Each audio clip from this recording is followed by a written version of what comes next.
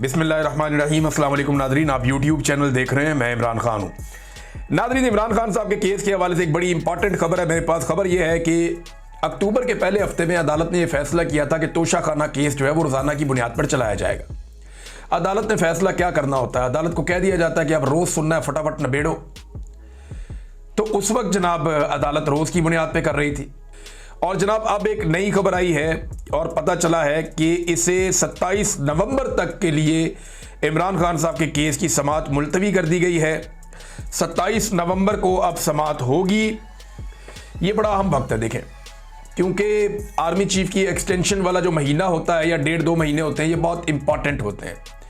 दिन तेज़ी से करीब आते जा रहे हैं और आर्मी चीफ की अब एक्सटेंशन होनी है या नहीं होनी, ये फैसला अब दिनों की बात रह गई। यानी वो 2 साल मजीद कंटिन्यू करेंगे या उन्हें नए 5 साल दिए जाएंगे या वो रिटायर हो जाएंगे और एक नया आर्मी चीफ 5 साल की मुद्दत के लिए तैनात होकर आ जाएगा।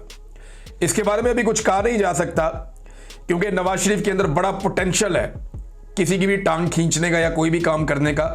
देखिए, नवाज शरीफ में ना एक खूबी है, मैं आपको बताता हूं, उनको मारने की सलाहियत बहुत है नवाज शरीफ में। किसी को मारना हो, किसी के खिलाफ कुछ करना हो, तो ये मार खाने की सलाहियत नहीं है। यानी लोग ये कहते हैं नवाज शरीफ लड़ाका नहीं है, लड़ नहीं सकता, नहीं। जब तक उसके अंदर मारने की कैपेसिटी रहती है, नवाज शरीफ मारते हैं और उनमें मारने की सलाहियत है, हमला करने की सलाहियत है, एडवेंचर करने की सलाहियत है। लेकिन मियां नवाज शरीफ में मार खाने की हिम्मत नहीं है। कभी भी आप देखें उन्होंने तारीख में मार नहीं खाई, हमेशा मारने की कोशिश की है। तो ये जब मौका मिलेगा तो नवाज शरीफ साहब अपना रंग जरूर दिखाएंगे, क्योंकि आसिम मुनीर साहब इस वक्त PMLN में नवाज शरीफ से ज्यादा मकबूल हो चुके हैं और उनका तोती बोल रहा है। आज PMLN की रेड लाइन जो है वो नवाज शरीफ नहीं है, आज PMLN की रेड लाइन आसिम मुनीर साहब है। और आसिम मुनीर साहब इसी तरह PMLN के लीडर बन चुके हैं जैसे एक दौर में परवेज मुशर्रफ काफ लीग के लीडर बन चुके थे। ये बदकिस्मती होती है पॉलिटिकल पार्टीज में, लेकिन ऐसा लगता है कि मुस्लिम लीगियों की किस्मत में यही है, कभी एक डिक्टेटर, कभी दूसरा डिक्टेटर, कभी तीसरा डिक्टेटर।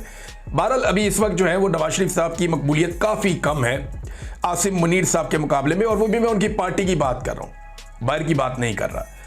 तो नादरीन, अब इमरान खान साहब का केस फिर लमका दिया गया कि ये नवंबर वाला जो कंडा है ये निकल जाए पहले। हो सकता है उन्हें आने वाले दिनों में मुलाकातों में मजीद मुश्किलात पेश आएँ, या पाकिस्तान तहरीक इंसाफ अगर कोई तहरीक चलाना चाहती है तो इमरान खान साहब से उनकी मुलाकातें रुकवा दी जाएं। खैबर पख्तूनख्वा में इमरजेंसी का इंदिया भी दिया है।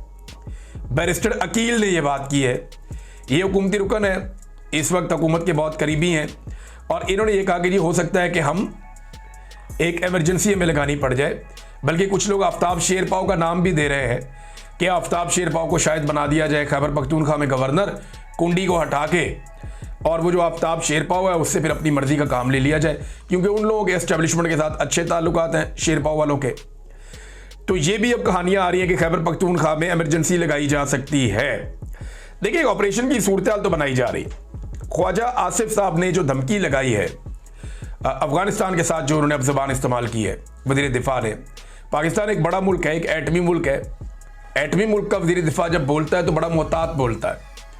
छोटे छोटे मुल्कों के वज़ीर दिफा भी एहतियात से काम लेते हैं, लेकिन ख्वाजा आसिफ साहब ने जिस तरह बात की है उससे उनकी फ्रस्ट्रेशन दिखाई दे रही।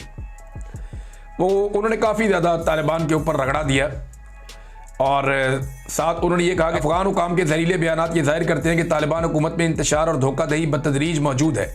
तालिबान रजीम को ख़त्म करने या उन्हें गारों में छुपने पर मजबूर करने के लिए अपनी पूरी ताकत इस्तेमाल करने की हरगिज़ ज़रूरत नहीं है। अलबत्ता तालिबान रजीम की अगर ख्वाहिश हो तो तोरा बोरा में माजी की शिकस्त के मनाजिर, जहां वो दुम दबाकर भागे थे, दोबारा देखना यकीनन अक़वाम आलम के लिए एक नया दिलचस्प मंजर होगा। इस तरह की जुबान एक वज़ीर दिफा इस्तेमाल कर रहे हैं। इससे तो फायर फाइटिंग नहीं होगी, इससे तो जो है फ्यूलिंग होगी, आग मजीद भड़केगी। तालिबान रजीम सिर्फ अपनी काबज़ हुक्मरानी बरकरार रखने और जंगी मईशत को बचाने के लिए अफगानिस्तान को एक तनाज़े में धकेल रही है। अपनी कमज़ोरी और जंग के दावों की खोखली हकीकत को बखूबी जानने के बावजूद वो तिबले जंग बजाकर बज़ाहिर अफगान अवाम में अपनी बिगड़ती हुई साख बचाने की नाकाम कोशिश कर रहे हैं। अगर वो दोबारा अफगानिस्तान और अफगानिस्तान के अवाम को तबाह करने पर मुसर हैं तो फिर जो भी होना है वो हो जाए। फिर वो ये कहते हैं कि जहाँ तक ग्रेवयार्ड ऑफ अंपायर्स के बयानिए का ताल्लुक है कि अफगानिस्तान जो है वो रियासतों का कब्रिस्तान है, पाकिस्तान इसको एम्पायर नहीं कहता, लेकिन अफगानिस्तान तालिबान की वजह से अपने ही लोगों के लिए कब्रिस्तान से कम नहीं है। ये कभी सल्तनतों का कब्रिस्तान तो नहीं रहा, अलबत्ता हमेशा बड़ी ताकतों के खेल का मैदान जरूर रहा है कि उन्होंने यहां पे आके जंगें खेली हैं। तो फिर इन्होंने खबरदार किया कि जो वो काम कर रहे हैं, तो पाकिस्तानी अज़म और हौसले को गलत अंदाज में लिया है उन्होंने। दुनिया देखेगी कि उनकी धमकियां सिर्फ दिखावा है, तालिबान रजीम अगर लड़ने की कोशिश करेगी तो।